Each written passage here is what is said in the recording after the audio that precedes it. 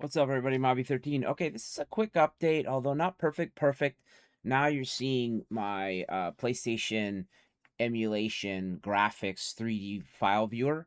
Went ahead and loaded Crash back up for comparison's sake and for something easily identifiable. You can see that I recommend you watch the video that I just posted if you want the full kind of overview of the program. I'm just now displaying the model um how it should show, but it's still not perfect, but it's corrected at least. And so here we actually have a couple of new features too and some stuff fixed. So if we show our wireframe here, we're actually going to show the wireframe with color. We went ahead and fixed that. That was not showing correctly before. And right now we have it in the PlayStation graphics. So if I go ahead and turn the PlayStation graphics off, let's go ahead and do that. Um, we'll go ahead and show. Now you can see that the model is showing with the colors according to the texture at particular locations. We can see the white shoes, the blue shorts, the orange body. This is kind of cool in its own right. It's a bit like almost like a neon sign. It's kind of an interesting effect that we usually find pretty nice to look at. So that's kind of cool because you could analyze your model and still get an idea of what you're looking at without it being so abstract. So that's neat and working cool.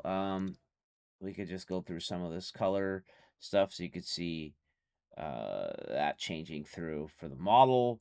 So there we have that, and let's go ahead and go back to show the model without the wireframe.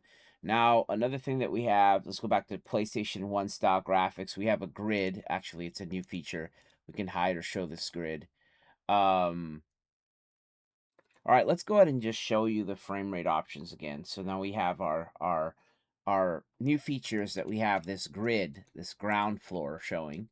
But although Crash is not showing perfectly, I can demonstrate the frame rate control. So we can go ahead and drop the frame rate. You can instantly see it kind of skipping with a lower frame rate. And so a lot of times you'd see the frame rate go from 12 to 22 frames per second, depending on how much stuff, what kind of complexity is in the game. Here we can go to 30 frames per second, or completely smooth with 60 frames per second, or unlimited with high refresh rate. So that's nice. If we couple that with the PlayStation effect, this will create the entire PlayStation effect. Right now, the PlayStation effect acts independently. I think there's something overlapping it's taking control of the frame rate, so we can't do the frame rate control here. But you can imagine what that would look like. But at least we're seeing the model rendering in a much more correct way. I wanted to show this as a public demo, give you an idea of what it will be. It just needs a little bit of adjustment to fix everything up. So thanks for watching.